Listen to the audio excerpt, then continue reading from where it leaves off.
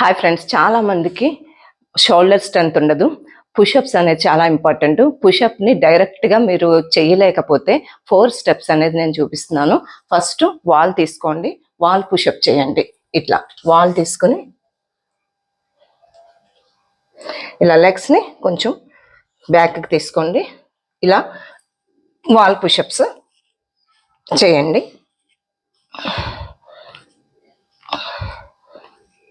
ఇలా wall push up అయిన తర్వాత చైర్ తీసుకోండి.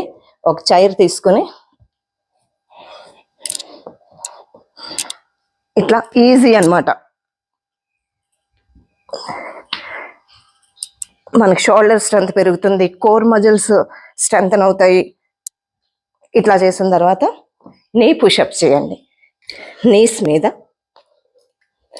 ఇలా తీసుకోండి. ఇలా తీసుకొని ఇంకేం చేయాలి? లైక్, షేర్, కామెంట్ చేయాలి. అందరికీ కూడా షేర్ చేయాలి. ఇట్లా చేయండి. తర్వాత లెగ్స్ని ఇలా స్ట్రైట్ చేసి